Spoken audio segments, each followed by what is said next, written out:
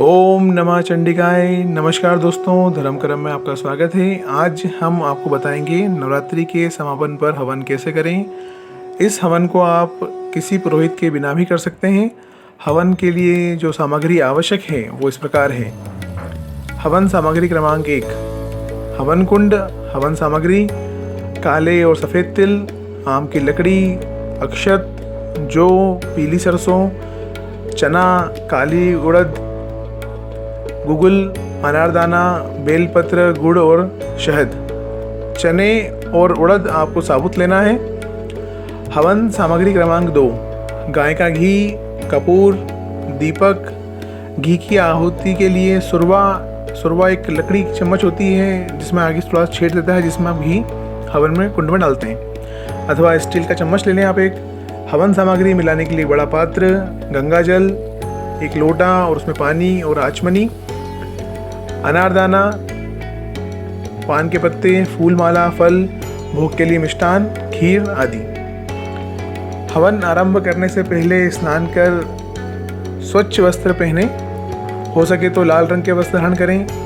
इसके बाद ऊपर बताई गई हवन सामग्री क्रमांक 1 को एक पात्र में डालकर मिला लें। बाजार में तैयार हवन सामग्री भी मिलती है, आप उसका प्रयोग भी कर सकते हैं। इसके बाद हवन के लिए वेदी सुविधा अनुसार खुली जगह पर बनाएं, अथवा बाजार में मिलने वाले हवन कुंड का प्रयोग कर सकते हैं। हवन वेदी को इस प्रकार स्थापित करें जिससे कि आपका मुख पूर्व दिशा या उत्तर दिशा की तरफ आए। जब आप बैठे हैं हवन करने के लिए तो आप पूर्व दिशा की तरफ आपका मुंह होना चाहिए या फिर उत्तर दिशा की तरफ आपका मुंह होना चाहिए। इसके बाद अपने ऊपर गंगा जल छिड़कें, 3 बार आचमन करें पानी का। इसके बाद हवन पूजन सामग्री को भी गंगा जल से पवित्र कर लें। इसके बाद एक मिट्टी का या जो भी दीपक हो आपके पास उपलब्ध हो उसे प्रज्वलित करें और दीपक को अक्षत डाल करके उसके ऊपर स्थापित कर दें।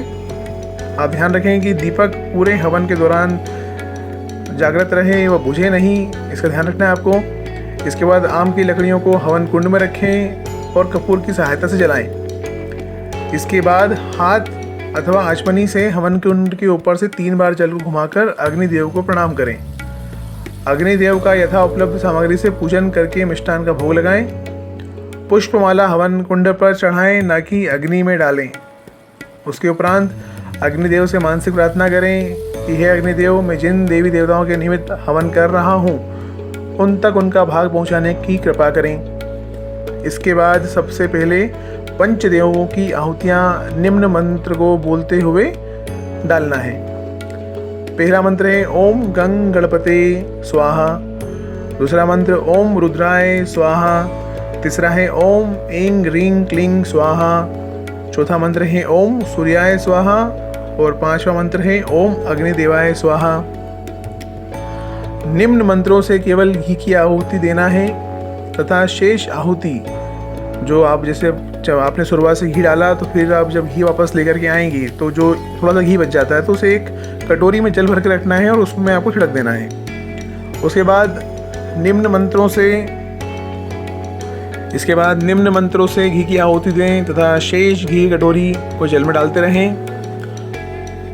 ओम दुर्गा देवी नमः स्वाहा। ओम शैलपुत्री देवी नमः स्वाहा। ओम ब्रह्मचारिणी देवी नमः स्वाहा। ओम चंद्रघंटा देवी नमः स्वाहा। ओम कुष्मांडा देवी नमः स्वाहा। ओम स्कंद देवी नमः स्वाहा। ओम कात्यायनी देवी नमः स्वाहा। ओम कालरात्रि देवी नमः स्वाहा। ओम महागौरी देवी नमः स्वाहा। ओम सिद्धात्री देवी नमः स्वाहा। इन सब आहुतियों के बाद आपको 108 मंत्र निर्वाण मंत्र के उससे आहुति डालना है। निर्वाण मंत्र इस प्रकार है ओम ऐं ह्रीं क्लीं चामुंडाय विच्चे नमः स्वाहा।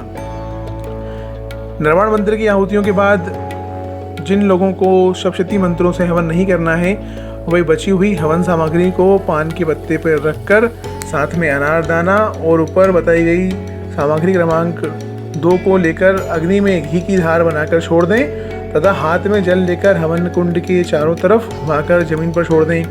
इसके बाद माता जी की आरती करें।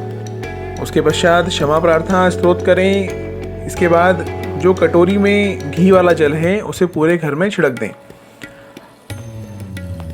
जो लोग दुर्गा सप्तशती के श्लोकों से हवन करेंगे, आगे की विधि उनके लिए है। दुर्गा सप्तशती के जितने भी श्लोक हैं वो सब मंत्र हैं। प्रत्येक अध्याय के लिए कुछ विशेष हवन सामग्री लगेगी जो आप पहले से लेकर के आएँ।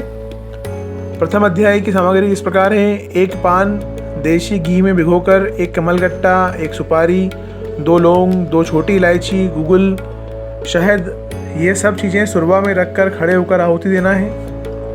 द्वितीय अध्याय में प्रथम अध्याय की सामग्री के अनुसार और गुगल विशेष तौर पर रहेगा। तृतीय अध्याय में प्रथम अध्याय की सामग्री के अनुसार श्लोक क्रमांक 38 में शहद की आहुति लगेगी। चतुर्थ अध्याय में प्रथम अध्याय की सामग्री के अनुसार ही, लेकिन श्लोक क्रमांक 1 से 11 तक मिश्री वह खीर का आहुति आपको देनी है। चतुर्थ अध्याय के मंत्र क्रमांक 24 से 27 तक इन 4 मंत्रों की आहुतियाँ नहीं करना चाहिए। ऐसा करने से देह का नाश होता है।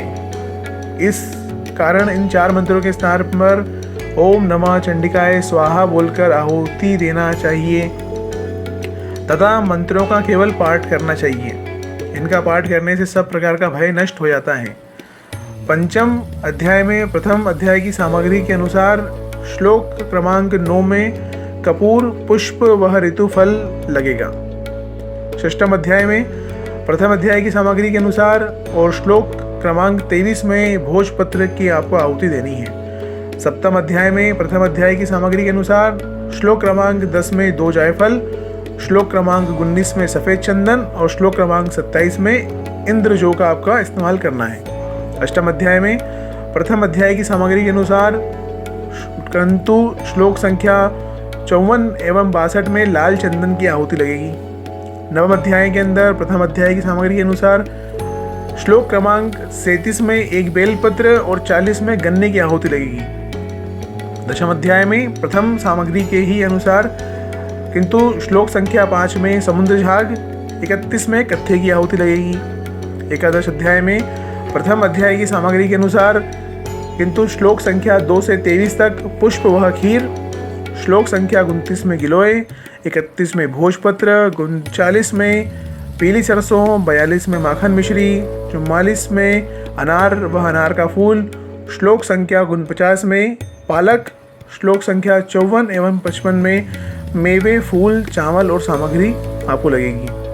द्वादश अध्याय में प्रथम अध्याय की सामग्री के अनुसार श्लोक संख्या 10 में नींबू काटकर और रुई लगाकर और पेठा, श्लोक संख्या 13 में काली मिर्च, श्लोक संख्या 16 में बाल खाल, श्लोक संख्या 18 में कुशा, श्लोक संख्या 19 में जायफल और कमलगट्टा, श्लोक संख्या 20 में ऋतुफल, फूल, चावल और चंदन, श्लोक संख्या 21 पर हलवा और पूरी, श्लोक संख्या 40 पर कमलगट्टा, मखाने और बादाम, श्लोक संख्या 41 पर इत्र, फूल और चावल।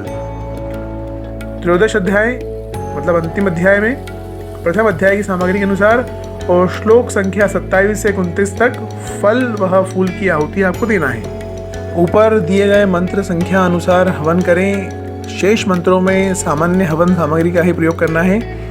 हवन के आरंभ एवं अंत में अपने सामर्थ्य के अनुसार अधिक से अधिक नरवाण मंत्र से आहुति डालें। घी से दी गई आहुति को पात्र के जल में छोड़ते रहना है। नरवाण आहुति के बाद पूर्ण आहुति के लिए एक सूखा नारियल लें, उसके अंदर घी भरें और उसे कलावा से बांध करके आपको हवन कुंड में छोड़ देना है, सुरवा पे रख करके, और उस पर घी की धार बांधना है। घी की धार बांधते हुए आपको निम्न मंत्र का उच्चारण करना है: ओम पूर्णमदः पूर्णमिदं पूर्णात् पूर्णमुदच्यते पूर्णस्य पूर्णमादाय पूर्णमेवावशिष्यते। आहुतियों के बाद अंत में माता से प्रार्थना कर हाथ में जल लेकर हवन कुंड की चारों तरफ घुमाकर जमीन पर छोड़ दें। इसके बाद माता की आरती करें, क्षमा प्रार्थना करें, देव अपराध क्षमा स्तोत्र डिस्क्रिप्शन दिया गया है उसका पाठ करें। अग्नि से भस्म निकालकर घर के सभी सदस्यों को तिलक करें। पात्र के घी मिश्रित जल को घर में छिड़क दें। इससे नकारात्मक शक्तियों का अंत हो जाता है। हवन के उपरांत यथा सामर्थ्य कन्याओं को भोजन कराकर दक्षिणा दें। उसके पश्चात स्वयं प्रसाद ग्रहण करें। जय माता दी।